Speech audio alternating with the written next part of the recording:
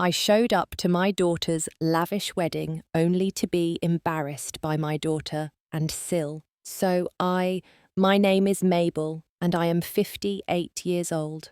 I dedicated my entire life to my daughter Stephanie, sacrificing everything to give her a better future than I had. Despite my humble background, I worked tirelessly so she could have every opportunity. When she married Richard, things changed between us. I never imagined that attending their anniversary celebration would lead to such humiliation. The pain cut deep when they rejected me, but I discovered an inner strength I never knew I had. Before I tell you how I turned this heartbreaking moment into something empowering, let me know where you're watching from. Drop a like if you've ever had to stand up for your self-worth, and subscribe for more stories of resilience. I grew up in a small blue-collar town in Pennsylvania where most families struggled to make ends meet. My parents worked in the local factory and we lived modestly, but with dignity. I learned the value of hard work early, helping my mother with housework and picking up odd jobs around the neighborhood for extra money. When I was 24, my life changed forever. I became pregnant with Stephanie, and her father, Mark, decided fatherhood wasn't for him. 6 months into my pregnancy, he packed his bags and disappeared, leaving only a brief note saying he wasn't ready for this responsibility. Just like that, I became a single mother with no support system and limited resources. The first few years were incredibly difficult. I worked as a waitress at the local diner during the day, took night shifts as a clerk at a 24-hour gas station, and spent weekends at a retail job. Sleep became a luxury I rarely enjoyed. My mother helped watch Stephanie when she could, but she had her own health problems that limited how much she could do. Despite the exhaustion, I found joy in my beautiful daughter. Stephanie was bright and curious from the beginning, always asking questions and eager to learn. When she showed interest in piano at age 7, I couldn't afford proper lessons, but I made a deal with a local piano teacher. I would clean her house every weekend in exchange for 30-minute lessons for Stephanie. My hands would be raw from scrubbing floors, but hearing Stephanie practice made it worthwhile. As Stephanie entered middle school, I realized the local high school wouldn't provide the education she deserved. I made the difficult decision to move us to a tiny one-bedroom apartment in a neighboring district with better schools.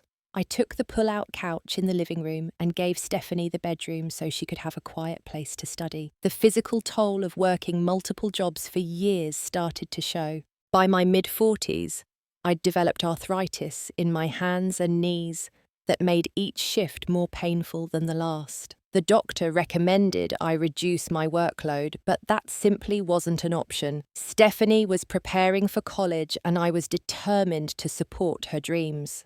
My proudest moment came when Stephanie graduated high school as valedictorian and received a partial scholarship to a prestigious university. I cried through her entire speech, overwhelmed with pride at what she had accomplished despite our circumstances. The scholarship covered tuition, but I worked extra shifts to help with her living expenses and books. During those college years, I noticed subtle changes in my daughter. She made friends from wealthy families and began adopting their mannerisms and values. She came home less frequently during breaks, often accepting invitations to vacation with classmates at their beach houses or mountain cabins instead.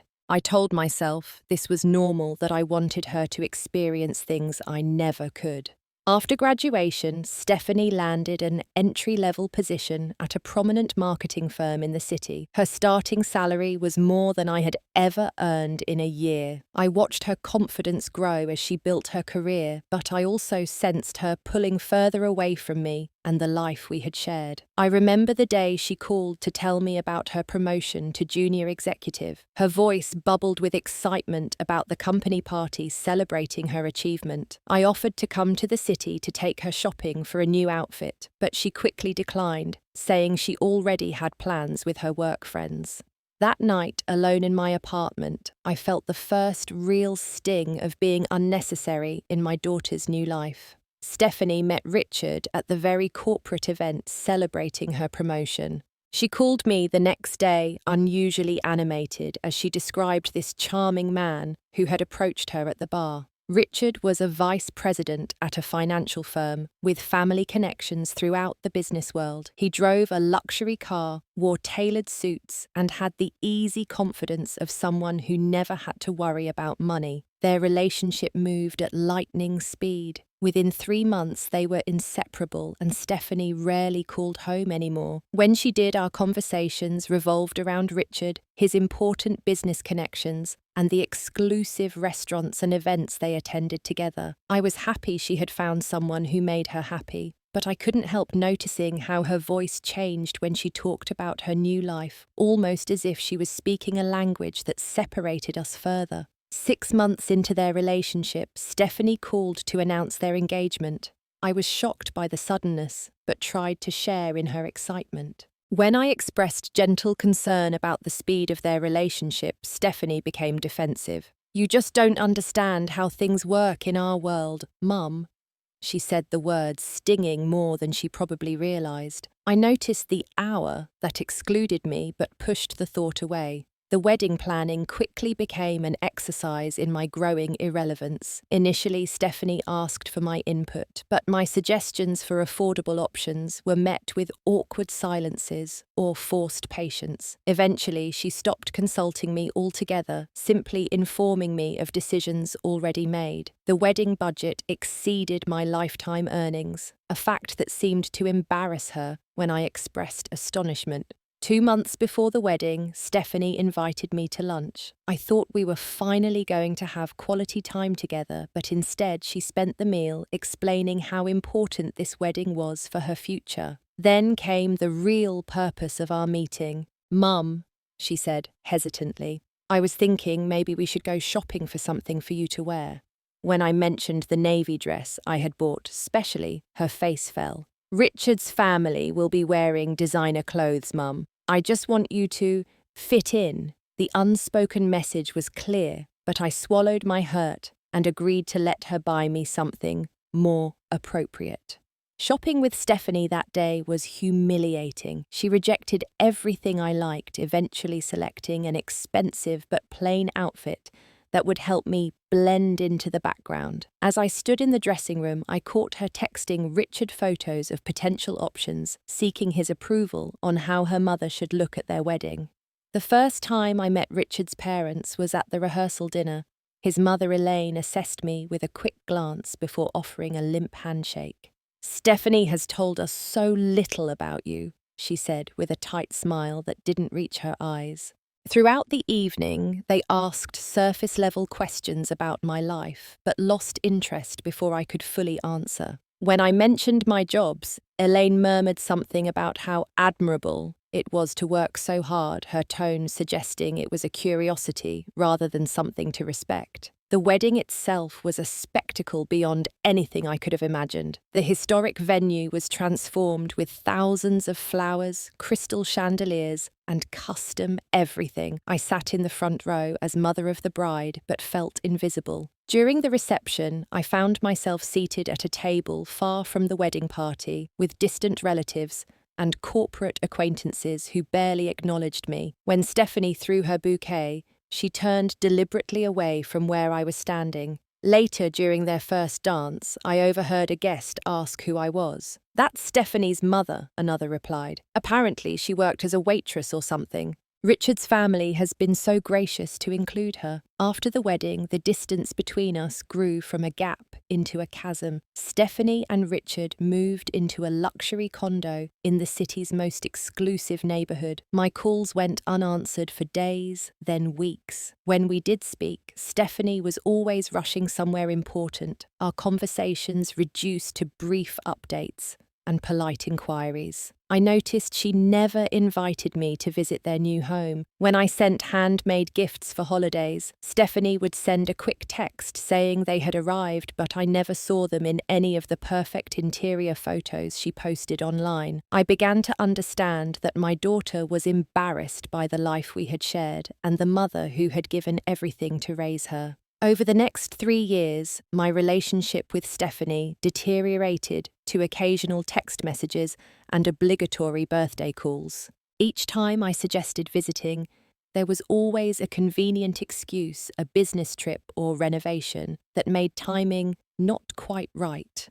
Meanwhile, social media showed me glimpses of the life from which I was excluded: extravagant vacations and dinner parties with people who shared their privileged background. I continued sending thoughtful gifts, things I made myself because I couldn't afford the luxury items they were accustomed to. For Christmas, I knitted Stephanie a cashmere scarf in her favourite colour, spending months getting it perfect. She sent a brief thank you text, but I never saw her wearing it in any photos. For their second anniversary, I created a handcrafted photo album with pictures from Stephanie's childhood. She called to thank me, but mentioned it didn't really match their decor. The hardest part was learning about important events in their lives through social media rather than personal communication. When they bought their mansion in Brentwood Hills, the most exclusive neighbourhood in the region, I discovered it through Stephanie's Instagram post captioned, "New beginnings in our forever home." There was no invitation to see it, no call to share the news. When Richard was promoted to Chief Financial Officer at his firm, I read about it on LinkedIn after dozens of connections had already congratulated him. My 57th birthday passed with only a text message from Stephanie saying she was crazy busy but thinking of you. That same day, she posted photos of herself celebrating with Richard's family at an expensive resort, a weekend getaway they had apparently planned for weeks. I sat alone in my apartment with the small cake I had bought myself, scrolling through images of my daughter raising champagne glasses with her in-laws while I remained forgotten. Despite the growing evidence that I no longer belonged in Stephanie's life, I continued making excuses for her behaviour. She was building her career. Marriage was an adjustment. Richard's family had different expectations. I told myself these things late at night, when the loneliness felt overwhelming, desperately, trying to believe my daughter hadn't simply outgrown the need for a mother like me. When Thanksgiving approached that year, Stephanie surprised me with an actual phone call. "We're hosting at our place this year," she said. "Richard's parents are travelling in Europe, so we thought maybe you could join us." The invitation felt like a lifeline, a chance to reconnect and perhaps bridge the growing divide between us. I spent days preparing, buying a new blouse I couldn't really afford, and baking Stephanie's favourite pumpkin pie from scratch. The mansion was even more impressive in person, with manicured grounds and a gated entrance where a security guard checked my name against a list before reluctantly allowing me to proceed. Stephanie greeted me with an air kiss, careful not to smudge her makeup, then quickly introduced me to several of their friends who had also been invited. I noticed immediately that I was the only family member present. The rest were business associates and socialite friends. Dinner was an elaborate affair with staff serving multiple courses on china that probably cost more than my monthly rent. Conversation flowed around topics I couldn't contribute to, stock portfolios and exclusive resorts I would never visit. I tried to engage by asking questions, but each attempt was met with brief answers before the discussion returned to their shared interests. After dinner, while helping clear plates, despite Stephanie's objection that the staff would handle it, I overheard Richard in the adjoining room with several male guests. "Can you believe that accent?" He laughed, clearly mimicking my working-class Pennsylvania pronunciation, and those stories about couponing and bus routes. Stephanie has come so far from all that, thank God. I froze, plates in hand, waiting for my daughter to defend me. Instead, I heard her nervous laugh joining theirs, followed by, "Stop it, Richard, that's not nice." But there was no real objection in her tone, just embarrassment that her origins were being discussed so openly. I quietly finished helping the kitchen staff, then claimed a sudden migraine and left before dessert. Stephanie walked me to the door with obvious relief, promising to call soon. As I drove away from their perfect house with its perfect life that had no place for me, I finally allowed myself to cry. No more excuses, no more pretending. My daughter was ashamed of me, and no amount of maternal sacrifice could change that fact. The months following that Thanksgiving were the loneliest of my life. Stephanie didn't call as promised. Christmas passed with only a generic card signed by both their names in what was clearly Richard's handwriting. My texts received increasingly delayed responses until they practically stopped altogether. I began to accept that the daughter I had raised and loved so fiercely had chosen a life in which I was an inconvenient reminder of humble beginnings, better forgotten. The formal invitation arrived on heavy cream stationery with gold embossing announcing the 5th anniversary celebration of Stephanie and Richard's marriage. I stared at it in disbelief, checking the envelope twice to confirm it was actually addressed to me. After nearly 6 months of virtual silence, this elegant card seemed like a peace offering a chance to rebuild our fractured relationship. Hope bloomed painfully in my chest as I read the details of the intimate gathering at their estate. Perhaps Stephanie had realized what she had lost in pushing me away. Maybe time and maturity had softened her attitude toward her background. I allowed myself to imagine a reconciliation, tearful apologies, and a renewed mother-daughter bond. With renewed purpose, I withdrew money from my modest savings account to purchase an outfit worthy of the occasion, a simple but elegant dress, in a flattering cut that cost more than I had spent on clothing for myself in years. I searched for the perfect anniversary gift, eventually finding a beautiful silver photo frame that I had engraved with their wedding date, and a short message of love. It stretched my budget to the breaking point, but I wanted them to have something meaningful that wouldn't embarrass them with its simplicity. The day of the celebration arrived, and I spent hours preparing, carefully applying makeup to hide the signs of aging that seemed to accelerate with each passing year of worry and hurt. I arranged my hair in a conservative style that I hoped would meet with Stephanie's approval and Richard's critical eye. The excitement of potentially reconnecting with my daughter overshadowed the anxiety that had built since receiving the invitation. The journey to their estate took nearly 2 hours, including a bus ride and expensive taxi fare for the final stretch through the exclusive neighborhood where normal public transportation didn't venture. As the taxi approached the imposing gates, I felt a flutter of nerves. Security was checking each arriving vehicle, and I worried my name might not be on their list despite the invitation clutched in my hand. After a tense moment, when the guard made a call to verify my identity, I was allowed to proceed up the long, curving driveway. Valets in uniform were parking guests' luxury vehicles, and one approached my taxi with visible confusion, clearly wondering why anyone would arrive at such an event in something so pedestrian. When I emerged, he gave me a cursory nod before turning his attention to a Bentley pulling up behind us. The house was ablaze with light, soft music drifting from within as elegantly dressed guests mingled on the vast terrace overlooking manicured gardens. Crystal glasses clinked and laughter floated on the evening air. I clutched my gift bag and took a deep breath before approaching the massive front doors where staff were greeting arrivals. "Name, please," a young woman with a tablet asked, barely glancing at me.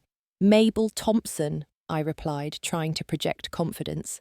"Stephanie's mother." Her eyes widened slightly before she composed her expression. "Of course, please proceed inside." The interior of the mansion was even more overwhelming than I remembered from my Thanksgiving visit, now transformed with floral arrangements and subtle lighting that highlighted architectural features I hadn't noticed before. Waiters circulated with trays of champagne and delicate hors d'oeuvres. I accepted a glass to have something to do with my hands while searching the crowd for my daughter. I spotted her across the room, stunning in a designer gown, laughing with a group of equally polished guests. Richard stood beside her, his arm possessively around her waist as he held court.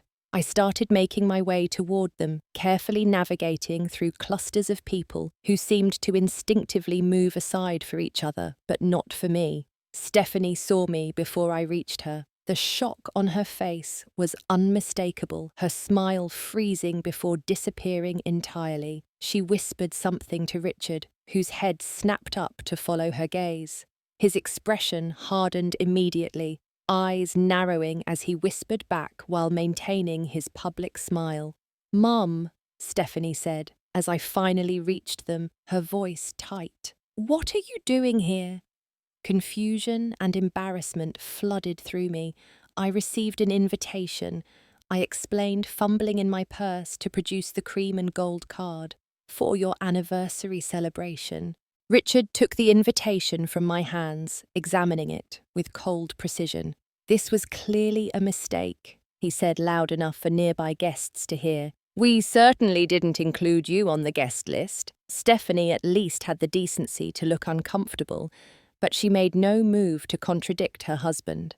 "There must have been some mix-up with the invitation company," she murmured, glancing anxiously at the curious onlookers, beginning to notice the confrontation. "I don't understand," I said, my voice small and hurt. "I thought I brought you a gift." I held out the carefully wrapped package that suddenly seemed pathetic in this setting of obvious wealth. "Go back," Richard said firmly, no longer bothering to keep his voice down. "You are not wanted here. This is a private celebration for people who actually belong in our lives." Tears threatened to spill, but I fought to maintain my dignity.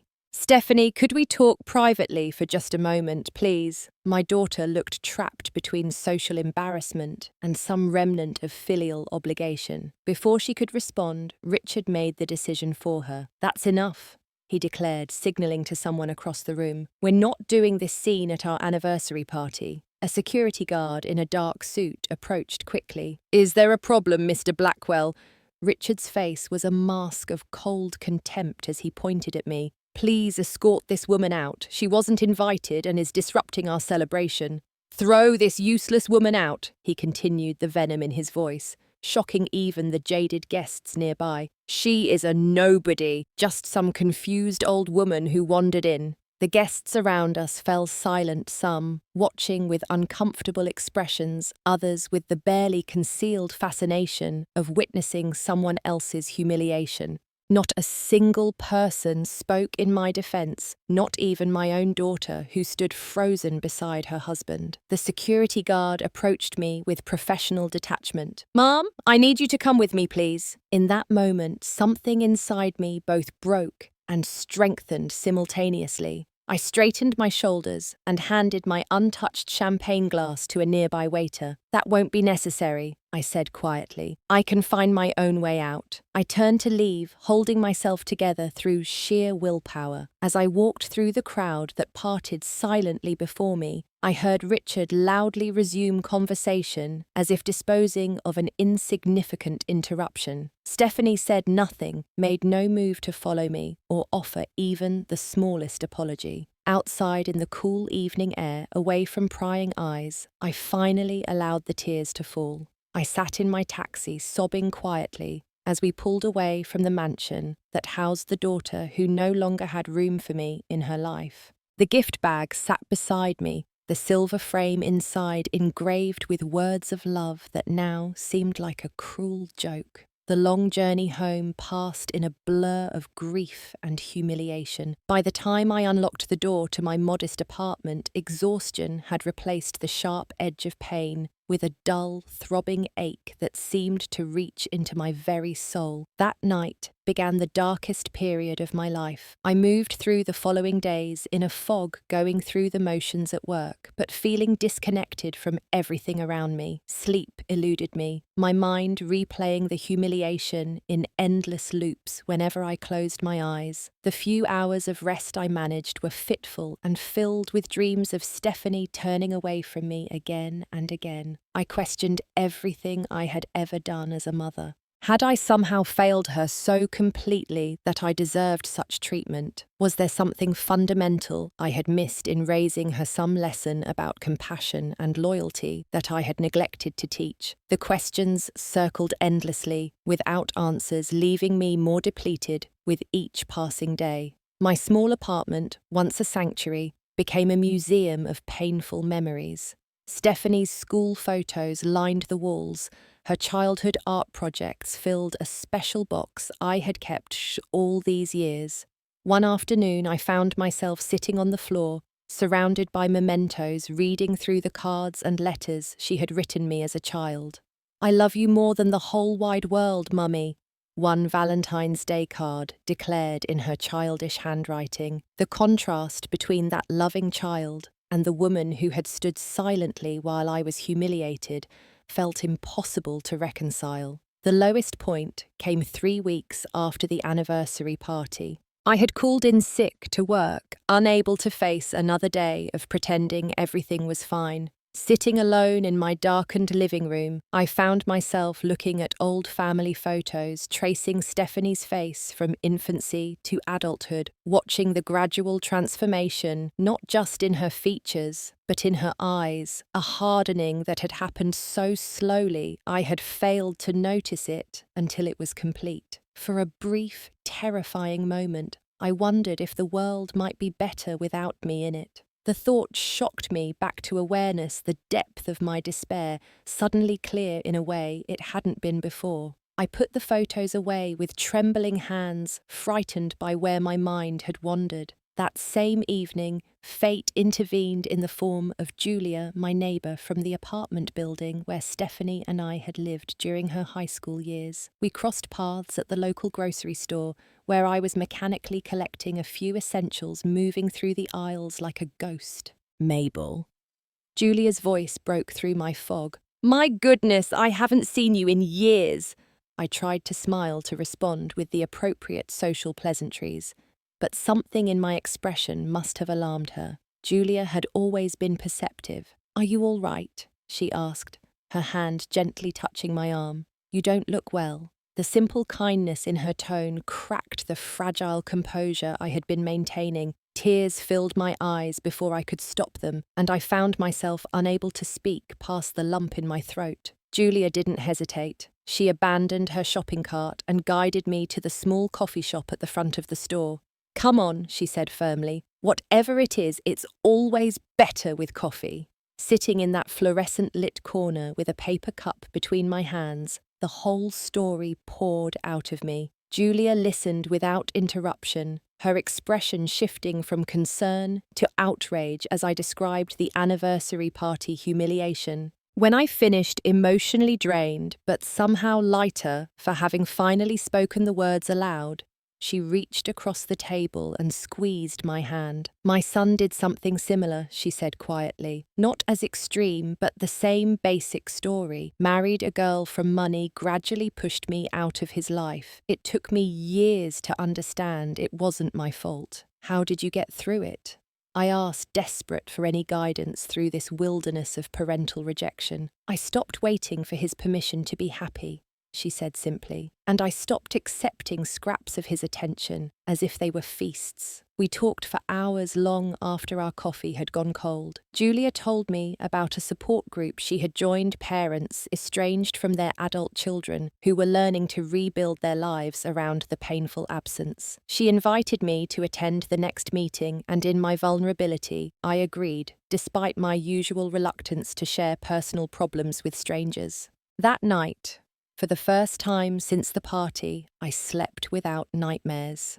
Something had shifted, a tiny spark of perspective that suggested perhaps the fault wasn't entirely mine. Maybe, just maybe, I deserved better treatment than what my daughter and son-in-law had offered. The support group meeting was held in a community centre meeting room, a circle of chairs filled with people whose stories echoed mine in various ways. A father whose daughter had cut contact after he couldn't afford to pay for her destination wedding. A mother whose son's new wife had systematically removed her from their lives. Parents who had given everything clothing only to be discarded when they no longer served a purpose or fit an image. For the first time, I understood I wasn't alone in this particular pain. More importantly, I saw people at different stages of the journey, some still raw with grief, like me, others who had rebuilt meaningful lives despite the ongoing hurt of estrangement. They spoke of boundaries and self-respect concepts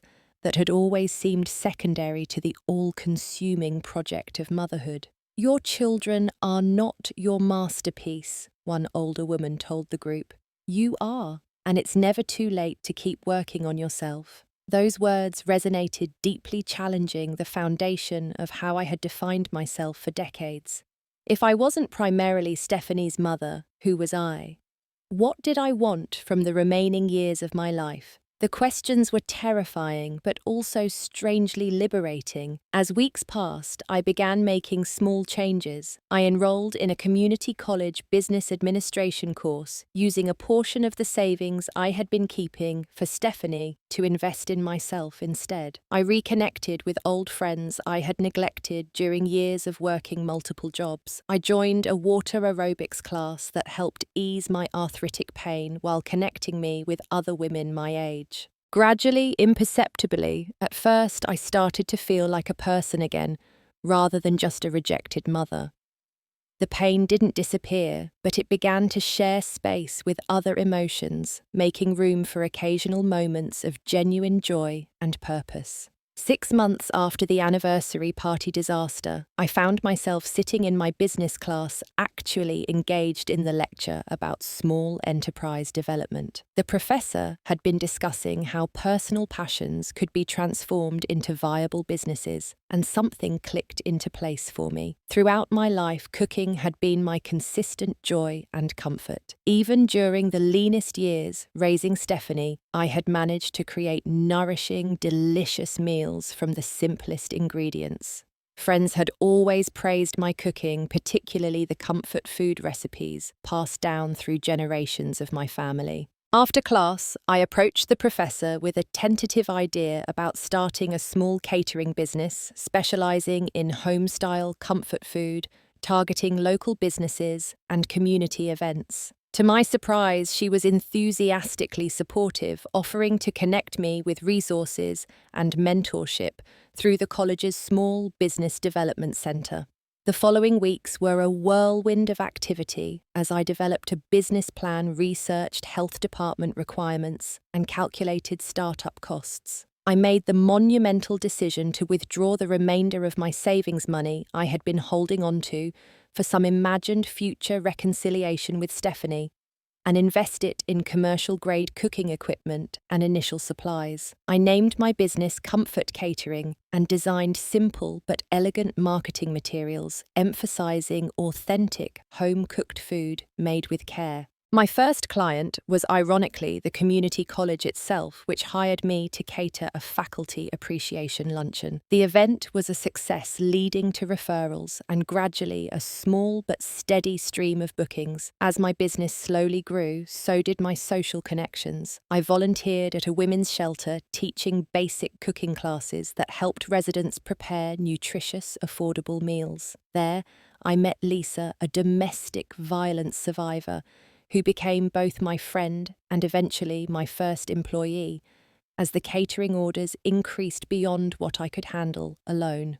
Through the shelter, I also began informally mentoring younger single mothers, offering practical advice on budgeting, time management, and self-care that I had learned through hard experience. Seeing their determination to create better lives for their children while also maintaining their own identity and dreams was both inspiring and healing. I recognized my younger self in their struggles, but encouraged them to value themselves alongside their children. Wisdom I wished someone had shared with me decades earlier. My apartment, once a shrine to Stephanie's childhood, gradually transformed. I didn't remove her photos entirely, but I made room for new images, friends and experiences that represented my emerging identity beyond motherhood. I painted the living room a bold colour I had always loved, but had considered impractical during Stephanie's childhood. I bought a comfortable reading chair, just for me, creating a corner where I could enjoy books that had nothing to do with parenting or work. Nearly 8 months into my new beginning, I received an unexpected message from an unfamiliar email address. The sender identified himself as Richard's executive assistant, explaining that Richard was exploring investment opportunities in small food service businesses and had heard good things about my catering company. The message inquired whether I would be interested in discussing potential investment or partnership that could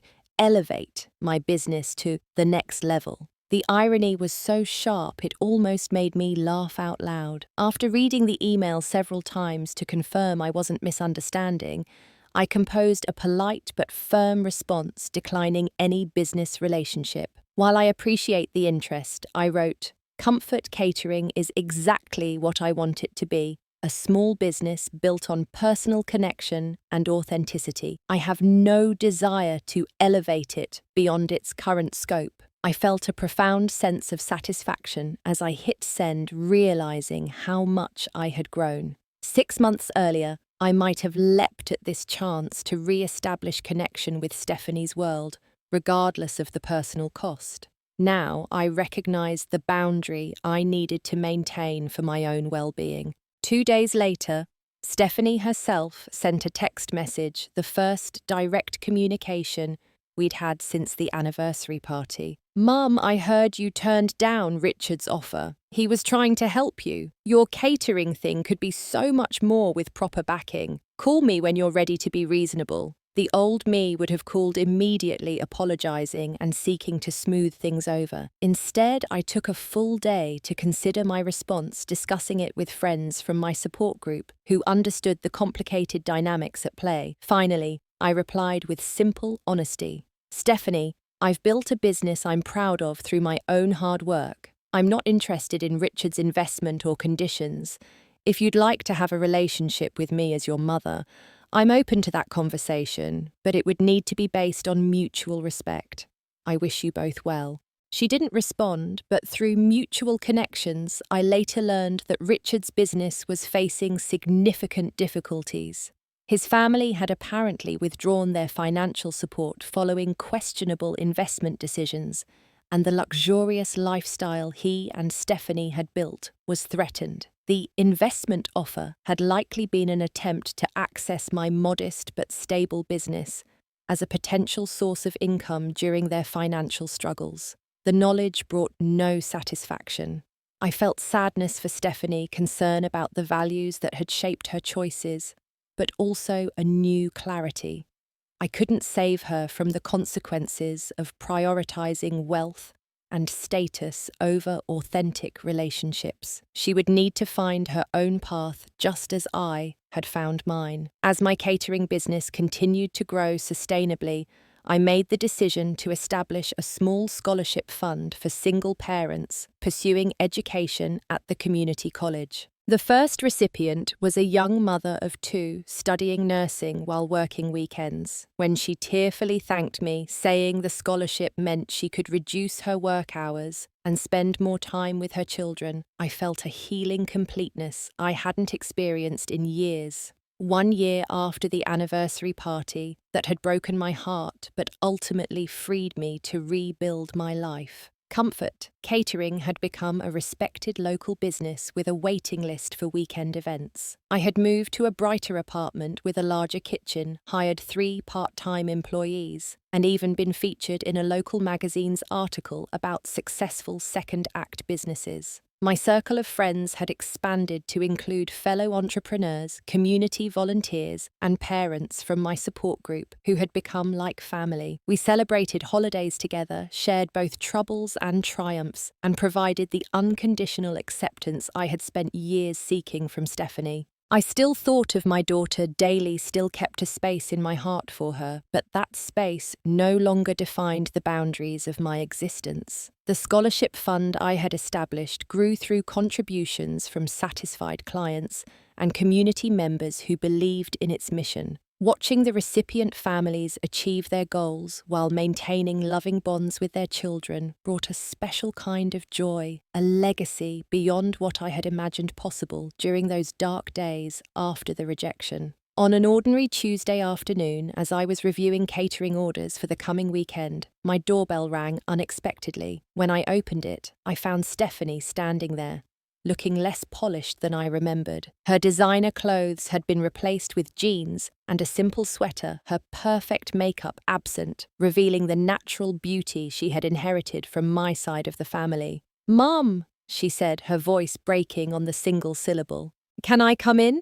I stepped aside wordlessly, noticing the small suitcase beside her only after she had entered. We sat in my living room, the silence stretching uncomfortably between us, until she finally spoke. "Richard left me," she said bluntly. "When his business failed completely, he blamed me for the lifestyle expectations that had pushed him to take risks. Then he filed for divorce and moved to his parents' place in Connecticut." She laughed bitterly. "Turns out I was just as disposable to him as he always told me you were to us." My heart ached for her pain despite everything that had happened. "I'm sorry, Stephanie, that must be very difficult." She looked around my apartment, noting the changes, the evidence of my independent life. "You seem to be doing well," she observed, something like surprise in her voice. "I am," I answered simply. "I need a place to stay," she admitted, eyes downcast. "Everything was in Richard's name, and what wasn't is frozen by the bankruptcy court. I thought maybe I could move back in with you for a while, just until I figure things out." The request hung in the air between us, heavy with unspoken history. The mother I had been would have immediately agreed, rearranging my entire life to accommodate her return, but I wasn't that person anymore. "Stephanie," I said gently, "I care about you, and I'm sorry you're going through this difficult time, but you can't just disappear from my life, allow me to be humiliated, and then reappear expecting everything to be as it was." Tears filled her eyes. "I know I was terrible to you. Richard convinced me that your background would hold me back, that associating too closely with you would damage our social standing. It was wrong, and I let it happen because I was dazzled by the lifestyle and status. I'm so sorry, Mum." Her apology seemed genuine, but I had learned the painful lesson that love without boundaries becomes self-destruction. "I appreciate that, and I forgive you," I told her. "But forgiveness doesn't mean pretending the hurt never happened or returning to unhealthy patterns. We would need to rebuild our relationship slowly with new understanding and mutual respect." "But where will I go?" she asked, tears now flowing freely. "I have nowhere else." I reached for her hand, holding it gently. "I won't leave you homeless. I'll help you find an apartment you can afford and support you in finding a job. You're intelligent and capable, Stephanie. You'll land on your feet, and I'll be there to encourage you, but as your mother, not your safety net." The conversation was difficult, with moments of anger, grief, and painful honesty from both of us. By evening's end, we had reached an understanding. I would pay for 2 months in a modest apartment, help her update her resume, and be available for emotional support. She would need to actively look for work, potentially starting at a level far below what she had become accustomed to with Richard. Over the following months, our relationship slowly began to heal, not returning to what it had been, but evolving into something new, potentially healthier. Stephanie found a position as an administrative assistant at a local non-profit, humble work, compared to her former lifestyle, but something she approached with growing appreciation. We met for weekly dinners, carefully rebuilding trust through small, consistent interactions. There were setbacks and difficult conversations. Sometimes Stephanie slipped into old patterns of entitlement, and I had to firmly maintain boundaries. Other times I caught myself falling into excessive caretaking and had to step back. It was imperfect progress, but progress nonetheless, 2 women learning to know and respect each other as adults rather than just mother and daughter. One evening, nearly 2 years after the anniversary party, Stephanie helped me cater a community event. As we worked side by side in the kitchen, she looked at me with new understanding. "You know what I've realised, Mum? All those years, I was chasing status and validation through Richard and his world. You were the one who actually built something meaningful. You created a business that helps people celebrate important moments. You made scholarships that change lives. You built real friendships. She shook her head ruefully. I thought I was moving up in the world by pushing you away, but you were the one who understood what really matters all along. Her words healed something deep inside me, not because I needed her validation anymore, but because they reflected genuine growth on her part. In that moment, I felt profound gratitude for the painful journey that had led us both to this new understanding. Life continues to unfold in unexpected ways. My business thrives not because it's the biggest or most exclusive, but because it's authentic and built on genuine care. Stephanie and I continue our careful reconciliation, finding a new relationship based on mutual respect rather than dependence or obligation. The support group that saved me has become a community where I now help others find their way through similar pain. The most valuable lesson I've learned through this difficult journey is that our worth isn't determined by others' validation, even those closest to us. True family can be both blood and chosen, and sometimes the greatest act of love is setting boundaries that protect your own dignity while leaving space for authentic connection.